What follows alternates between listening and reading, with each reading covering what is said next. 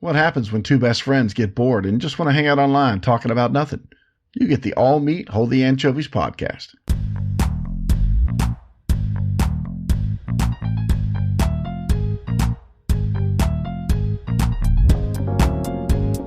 Speaking of random questions and random thoughts, and speaking of trash, I'm going to ask you this one thing I did happen to see the other day. And so the EPA, The EPA?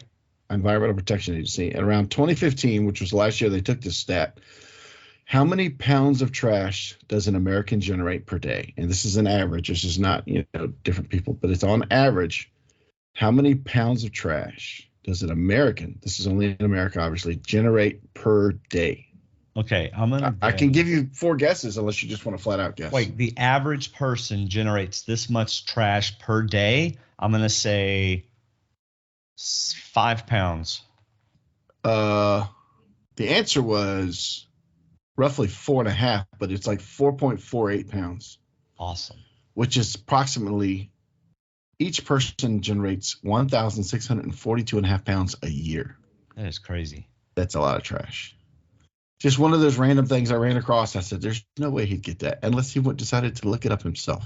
No, I actually thought about it. 5 pounds? How'd you get 5 pounds? Well, I figured, how much do I put in the kitchen trash can a day?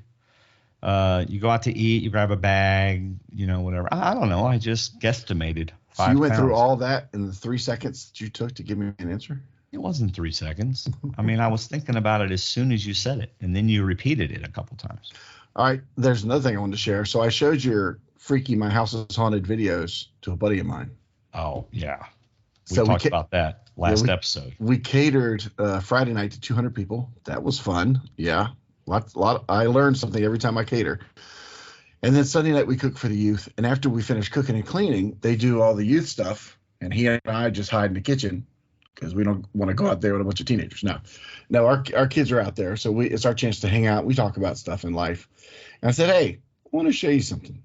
Get your opinion on this. Which video did you show him? First, I showed him the Pennywise ghost balloon. Yes. Now, just to let everybody know, if you didn't listen to the entire episode, our last episode, about the last 5 or 7 minutes, we talk about these really spooky, scary things that are happening on my surveillance cameras at my house. And this is what he's talking about. And you can see him on our Facebook page. Oh, well, you can see one of them, yeah, on our Facebook group. So, so I gave him my phone, and I couldn't watch the video. I wanted just to look at his face. Yeah. And he watches it, and the first look he has is, did I see what I think I saw? Uh-huh. And he looks at me like, what was I supposed to see on that? And he kind of smiles. I said, watch it again. Tell me what you see in that's not supposed to be in that. He goes, and he's looking and he's pointing his finger down it, and his finger goes with the balloon. And it's not a balloon, but yes. I know, but it looks like a balloon. I said, it's a ghost balloon, isn't it? He goes, I'm not sure what that is. I said, I think Pennywise was there. He knew exactly what I was talking about. He just started laughing. So, you know what go ahead.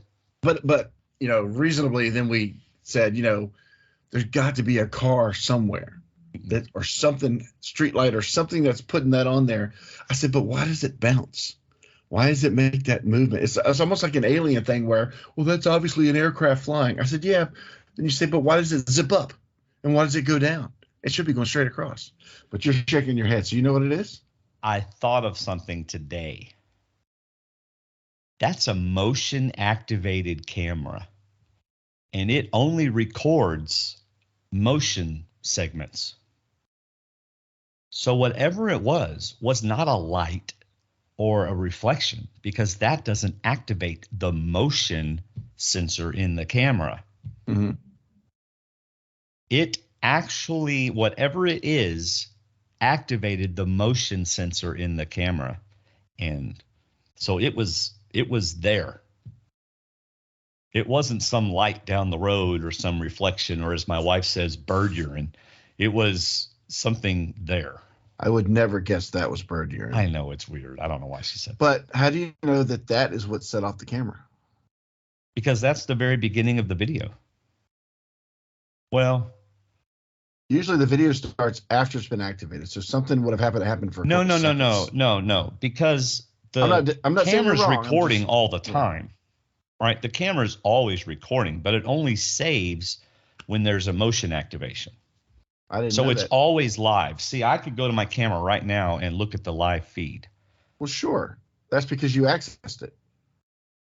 Right. But still, I mean, So the it's fact that it's always saying live feed, it's always recording something. Then how come it never seems to yes. get the beginning of movement? It always gets it once it's been activated. Well, even if that's the case, then it was activated by the mysterious floating dot. Be interested to see what that is. I do agree it could be camera related, but I don't know. I think something activated it. If that's just the light, it would not have activated the camera. That's what I'm saying. So what was it? Mhm. So a bird? That's what we don't know. Well, you were That's acting. what You we were don't responding know. like, no, it's not that. It's got to be. No, you No, said it was like a light reflection. There got to be a car down the road or but something. it could be something that was shining. And I'm not disagreeing with your thoughts because I agree with you. But it's something activated it, and it at the same time that reflection was coming down towards your house, and it just showed on the camera. So anyway, then I showed him the second one, the snoring beast by your light, whatever it was. That was weird. And he looked at it and he gave me another. Robbie's great at making funny faces, and he gave me a funny face. He's a Marine from New Orleans, so it's like he's a tough guy, but he's super nice, very very nice guy. But he just gives me a funny face. I said, listen to it again, turn it up, and put it next to your ear. And he did, and then he pulled it away from his ear like it was something going to get his ear. I said, what is it? He goes, I have no idea. He said, what makes that noise? I said, maybe it's some wild animal snoring right near his light or something. I said, you're from New Orleans. What kind of wild animals you got down there? He goes, tell him it's a chupacabra or something. What? A chupacabra. You never heard of a chupacabra? I don't know what it is. It's almost like a Sasquatch. It's like a mythical thing. Oh. I mean, there are things that call that, but if you look it up, it looks like something from the pyramids or something crazy that doesn't exist. So that's another mystery to me. Yeah. I mean, the odds, first of all, of me catching that, because that wasn't motion activated. That motion was activated by that loud, sounded like a gunshot while that car was going by. So it was activated by the car going by. Right. And then it just so happens that this mysterious noise happens 12 seconds into the video. But you know that insects can make some crazy noises, and I'm not saying it's an insect, but it would have had to have been right on top of the microphone. Oh yeah, it would have had to make that noise. All right. Anyway, by the way, I'm Dwayne. This is David. Oh, hey. You have joined our podcast. That was the longest intro we've ever done. Well, I think I'm going to take out the first part. Oh. I mean, anyway. Guess what they did at the gym? Another gym. I'm so glad you go to the gym. We have something to talk about. So I walk into the gym this morning. I think at like 6:15 maybe. Yeah. I don't need the workout ball today. It's not on my workout plan. Today was more strength stuff, so I used dumbbells and everything. So I didn't need the workout ball. But it wasn't in the main gym area anyway, because when I walk into the gym, I look for my workout ball, right? And it wasn't your there. Workout ball. Well, they bought it for me. Yes, they did. They sure kind of, it does kind of feel like mine. Do you hide it when you leave? Do you put it away? No, but I'm always like, where can I put this where it won't get used? But the thing is huge, so it's going to get used. But anyway, so I walk in and there's no ball. I look everywhere and I'm like, well, good thing I don't need this. I wonder if somebody actually put it back in the room where I used to use it, because they maybe thought that's where it went, since that's where it was for 2 months. But anyway, so it wasn't there. But I actually went and looked later and it was in that room. What I wanted to tell you about was this lady. I don't know if where this falls into gym etiquette. All right. So I go over to the dumbbells because I need like 20-pound dumbbells. And I look and there's one 15-pound dumbbell gone. And I look, most people, when they use dumbbells, they use them right there by the dumbbell rack, right? Mm-hmm. Uh-uh. There's no one using it. I look around the gym and this lady has it way across the gym, just sitting on the floor beside her while she's doing a workout machine thing. Mm-hmm. She carries that weight with her for like 30 minutes. And every once in a while, she'd use it and do some kind of exercise with it. And then she'd put it down and she'd do her other exercises and just left the 15-pound weight there beside her. Surely that's not proper etiquette. Do you think maybe she was in a rush, so she tried to do that workout between all the other workouts? Maybe she had a sick family member at the hospital and she had to get to him to see him, and Seriously. Instead of worrying about some guy watching her walk around with a dumbbell from machine to machine. I'm just glad I didn't need a 15-pound dumbbell. Or you think she's one of those people that's so committed that they can't go 2 seconds without doing something while they're in the gym? I think she was as possessive about that 15-pound dumbbell as I am about the workout ball. No, I think if I had gone up to her and said, "Hey, can I use the 15-pound for a set?" she would have been fine. But anyway, I just thought it was fun. I bet it was a time thing. I bet she was trying to get all of her workout in. So Friday night we did our catering job to about 180 to 200 people, the biggest group we've ever worked with. And it was April Fool's. So Debbie, the pastor's wife, Debbie, she wanted to do breakfast. April Fools are having breakfast. And that's like our specialty anyway. How's that a April Fool's?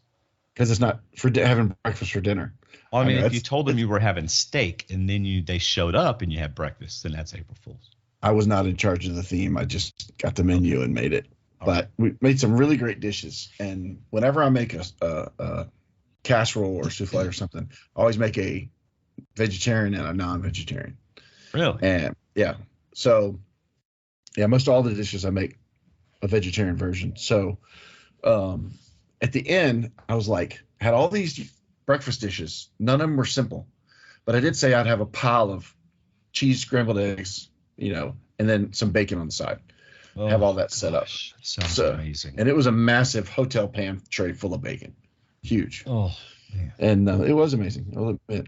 And the first two things I ran out of were the vegetarian casserole it was just an egg souffle casserole with peppers and stuff. The vegetarian egg casserole and the bacon.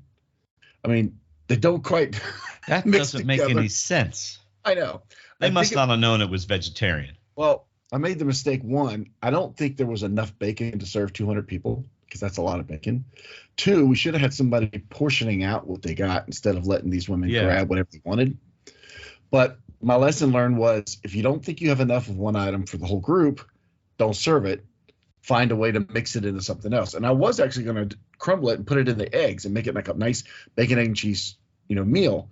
But I knew that some people wouldn't want the bacon, so I didn't do that. But anyway, it was like, to me, it was funny that the first two things I ran out of were the vegetarian casserole and bacon. I'm like, are those the same people that are eating all that same stuff? They must not have known it was vegetarian casserole. It's not like you taste it before you grab it, right? So once they grabbed the portion, it obviously looked really good, and they didn't know it was vegetarian. So they just grab it and they take it back to their table, and then they go, "Oh crap, this is vegetarian," but they can't take it back.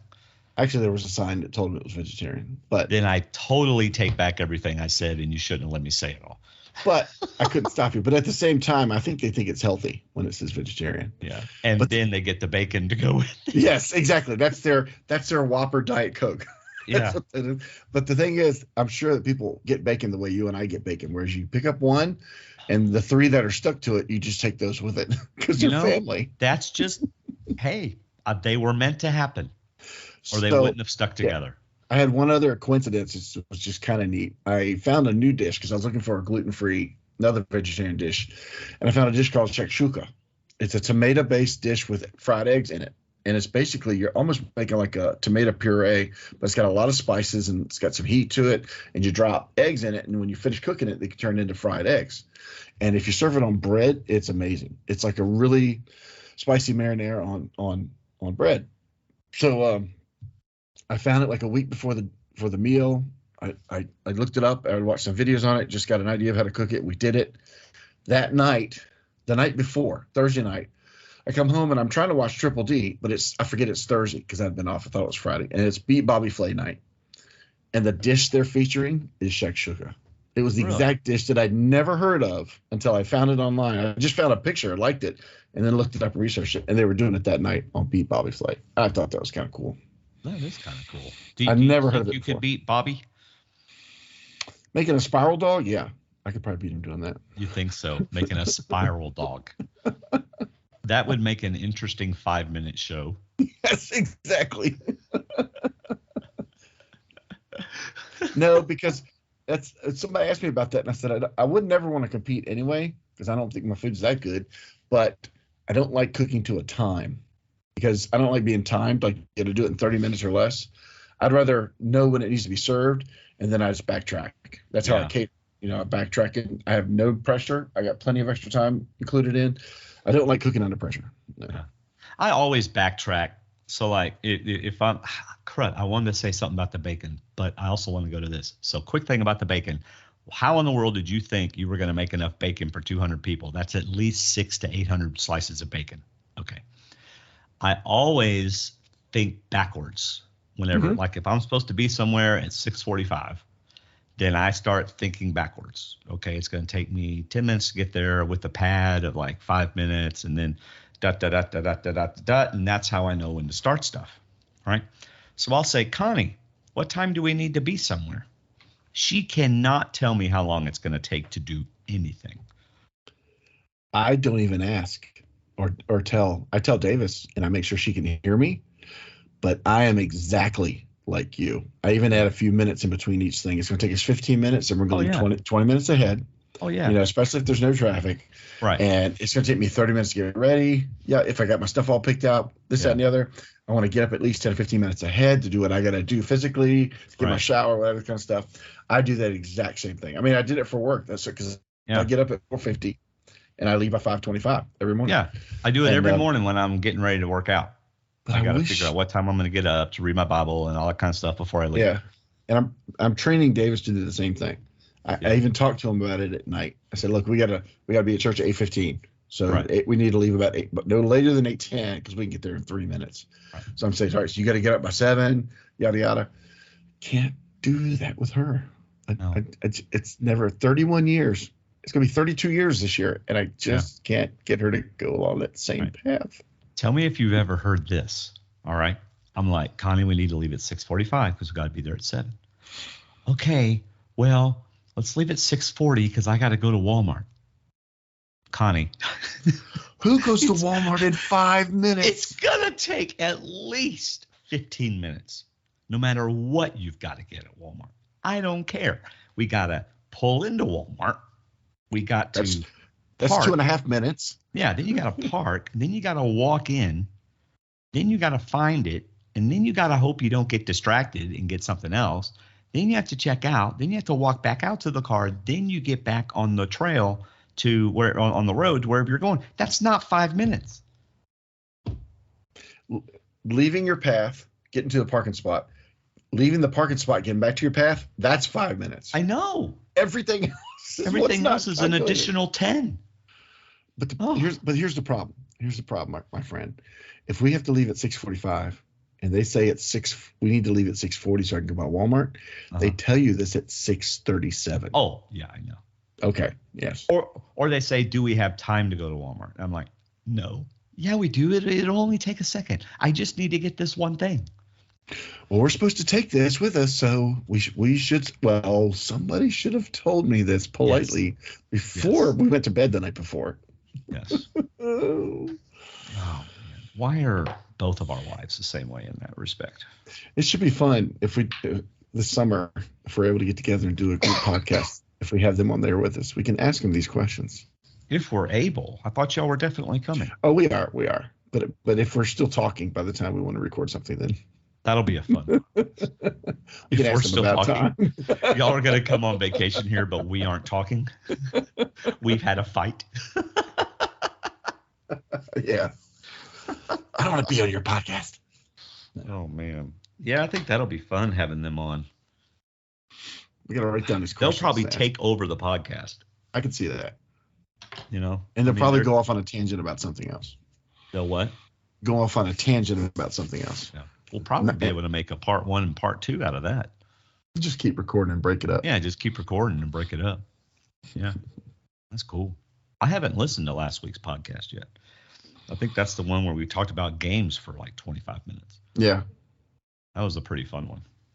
In fact, that may be my favorite one now, especially talking about the spooky stuff on my cameras. They don't know. I think I edited out like 10 minutes of us searching for videos. Yeah. So, hey, have I told you about the dream I had about my Honda, about my red Honda? Did I tell you about it? Well, you texted me that question, and I could not remember it because I think the last dream I heard was Terry's, and it was pretty off. So I don't think I've heard your dream that you. Okay, I told somebody about this dream, so I'm going to tell you because it must not have been you. So I dreamed. Okay, I have a 2013 red Honda Civic that I love. Right. I went through a drive-through the other day, and this guy looks out and he goes, "Man, I bet that thing will go fast." And I said, 0 to 60 in 13 and a half seconds. I've timed it. It's not fast. Anyway, so it's fun. I've had to write this down because you know how you don't remember dreams. So I'm really kind of going based off what I wrote down and kind of vaguely remembering it. But I dreamed that I traded my red Honda in for a moped-like motorcycle. It didn't even have handlebars. It had like a little thing in the middle, like a knob. And that's how you turn the wheel. That's how you turn the front wheel. All right. And this is what's crazy. I kept thinking to myself in the dream, this has to be a dream because there's no way I would do this. Right. But then something would happen in the dream and I'd be like, oh, crud, this is real. And so one time I said, oh, crud, this is real. This isn't a dream. I've got to go see if I can get my Honda back. So I go to the guy and I go, I want my Honda back. He goes, man, I got 7 people interested in your Honda. I'll buy it back. No, ain't happening. And then again, I'm like, okay, this can't be real because there's no way I would buy a moped. And then some kid stole my moped and I had to go find it. And so all this weird stuff happened, and I kept thinking to myself, this can't be real, and then I would be convinced that it was. All right? So a couple of times, I actually dreamed that I woke up. This happens to me a lot. I'll have dreams within dreams. Like I'll know I'm dreaming, and I'll wake up, and I'll think, okay, I'm not in my dream anymore, but then I'm still in a dream. That's Inception level deep, brother. Yeah, it's really kind of off-putting sometimes. But anyway, it is kind of cool though knowing when you're dreaming. It is kind of cool. But so I wake up and I think, okay, cool, and then I go out in the garage and there's a moped, and so then I think it's real again. Oh, so you had your second dream was that you walked out in the garage and you did have it. So you thought you dreamed about having it stolen, but it was true that you did exchange it, but you didn't have it stolen. It was, and you thought that it was actually real. These were different times. See, in my mind, I kept waking up and then going back to sleep and having the dream about the moped. So every time I would quote unquote dream about the moped in my dream, something different would happen with the moped. Like one time a kid stole it. One time I tried to sell it back and these kind of things. And I would wake up or in my dream wake up and think, oh, okay, good. This wasn't real. Because why in the world would I trade my red Honda for a moped? And then I would go out and there's my moped. Yeah. And I'd be like, oh, crud, this is real. And I don't know how I finally. I don't think I've ever been in a dream where I reasoned out that I was in a dream. I don't think I've ever done that before. I mean, I've been in some weird situations where it startles me or it scares me or it bothers me, and it's always about I can't find my group. I'm always somewhere in a crowd and I can't find the people I'm with, and they're waiting on me, and we're going to be late. See, there's another thing about being late. We're going to be late for something because I'm not with them and they can't do it without me, and I have to get them there, but I can't find them because they're not where they're supposed to be, and that seems to be a repetitive nature in my dreams. But sometimes, because Terry and I, we're right next to each other, and before she goes to sleep, she'll sometimes read, and she'll have a light on or something. She always asks, can I read? Does the light bother you? Type stuff, and it's fine. But every once in a while, I have this quick dream so quick that I haven't even probably gotten a REM sleep, but it's It's something that startles me, whether it's Oh yeah, and you go, a truck or I'm on a bicycle that falls and I just yeah, jump.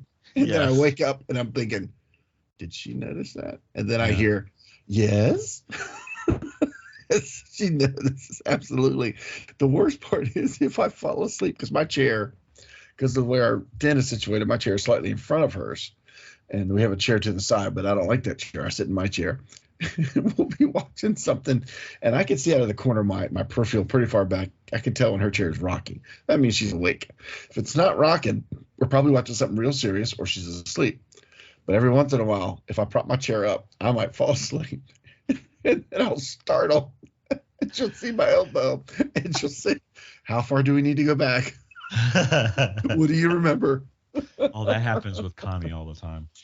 No, it One happens more time, with her than me. Yeah. one time I kicked Connie as hard as I could in a dream. Well, I was kicking someone who was attacking her. I was kicking some kind of samurai guy It was as her. hard as I could, and I actually kicked her as hard as I could. Oh my And gosh. yeah. How old were y'all? Oh, this was recently, within the last 5 years. Oh my Yeah. goodness. No, but I often know that I'm dreaming. Like I know that I'm dreaming. I don't know if I know or not, but I never sit there and go, you know what, I can get out of this because I'm dreaming. I always Yes. feel like I have to finish. I always feel like I have to resolve something that's going on. Yeah. You know, I've told you the dream before about the movie plot when I watched a whole movie that I've never seen before, but I know the whole thing by heart just about. But Yeah. most of it's me in a crowd, which I don't like being in crowds, and it's trying to find my people that I can't find. And then I get there, but I don't have my shoes. I've left my shoes somewhere. Then I got to go find my shoes. Then I don't have the jacket, and it's always something missing. Yeah. It's just like I can't win for losing. It's one of those Yeah. type dreams. I have those a lot. Well, I have a very scary thing that happens to me probably 2 or 3 times a year. Sometimes it happens in spurts. Uh-huh. I know exactly how it would feel to be awake and in a coma and not, I mean, be awake and in a coma, be awake and not be able to move Right. anything, no matter how hard you try, not be able to scream, not be able to do anything. Because sometimes I'll be laying there. It's usually like when I'm going to sleep. Okay. Mm-hmm. I'll be laying there and I'll realize that I'm trapped, right? So I'm in a dream and I'm like, crud, I'm trapped. I need to get out of this dream, right? And I try to move and I can't move, and I try to yell and I can't yell, and I try to wake myself up and I can't do it. And finally I will, only to find that I'm still dreaming and it still happens again. It is the scariest thing because I feel paralyzed. I can't talk. I can't move no matter how hard I try. And I get really anxious and really scared, because then I think I've woken up and I still can't get out. And when I finally do what I would call break free, because it really feels like I'm breaking free, I'm afraid to go back to sleep. It is that freaky. It is that freaky. And I hate it when it happens. I hate it. That is weird. I've never heard that before. I know. And it just started happening like in the last, I don't know, 6-7 years, probably since I kicked Connie. She probably put some concoction in my cereal at night. That's my other difficult dream is when people won't listen. It's like I'm trying to tell them something and they don't want to listen to me. And that's like people getting away with stuff. That's Terry's most hateful thing in shows and movies is when bad people get away with stuff, when good people are put in bad positions. And I feel like that sometimes in a dream where I'm just trying to say something. And the thing that used to bug me the most was when people would say, stop yelling or don't raise your voice while we're doing this. And I'm like, I'm not raising my voice. I'm just talking loud because you're not listening to me. Wait, that happens every night in my house. Does that not? What? Once I raise my voice, any at all ground I had to stand on is gone. From then on, it's the fact that I raise my voice. And I don't even think I'm raising my voice, and apparently I am. Well, we do it here daily because we have a near-deaf old lady living with us. Well, who's not going to listen to this podcast. But, that's a little different. But it's sad sometimes because we forget that we don't have to do that with everybody we talk to. Oh yeah. So we'll forget. So because it's easy for her to say something and we say, "I'm sorry, say that again," and she'll say it louder, and we're kind of mocking ourselves, but at the same time, it's not funny. That's mean. I know. Does she know that you're making fun of her? No, she can't hear us. Oh, that's terrible. It is. David, it's terrible. But we're not making fun of her. We're just making fun of the fact that we have to talk loud sometimes. Yeah. We would never make fun. No.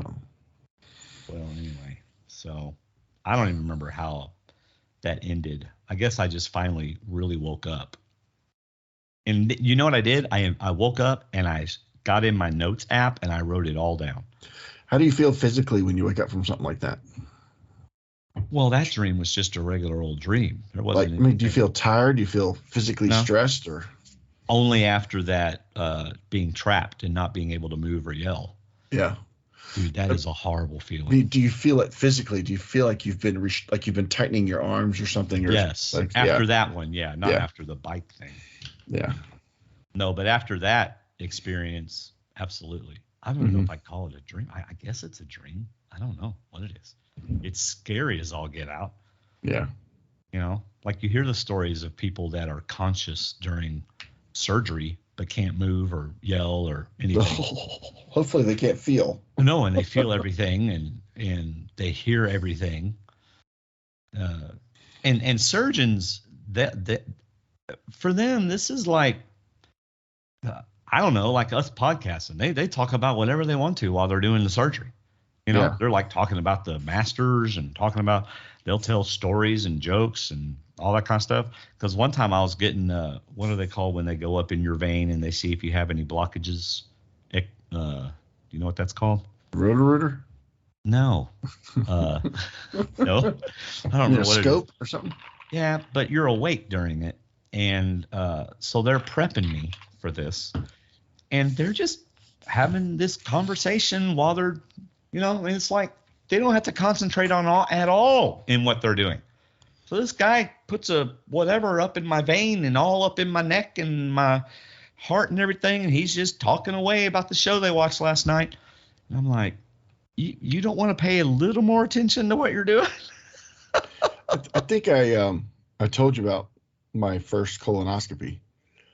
When they get you on your side type thing, they put the anesthesia on you to knock you out and stuff, and she's still talking to me. Meanwhile, I can hear other conversations going on in the room because apparently there's a class in there looking at something, but they're talking and talking, and the next thing I hear is the anesthesia's not yet, because I wasn't quite out yet. But I never heard anything else after that, so I was out after the second not yet. That is funny. Oh my goodness. Yeah. Golly. I mean, she actually said it to them. It'd have been funny if she had been kidding. Yeah. But because I was awake and heard it, she wasn't kidding. As in, like, she's like, I haven't turned it all the way up yet. So, no, not yet. Right. Like, oh, how close was that to being yet? Yeah. How close to that was being. Yeah. Not fun at all. No. Oh, well. All right, y'all. Well, my birthday's coming up. In fact, when this is released, let's see, it's Thursday. Yeah, when this is released on Tuesday, my birthday happened the day before. So happy birthday to me yesterday. April 11th is my birthday. Yeah. I'll be 53. Oh, just a youngin'. You're 55, right? I will be in September. Okay. 53. 53 years old. Young, old, whatever. All right, man. Well, we do have a Facebook group, www.facebook.com/groups/allmeet. And that's all I got. How about you, David? I'm good. All right. See ya. See ya.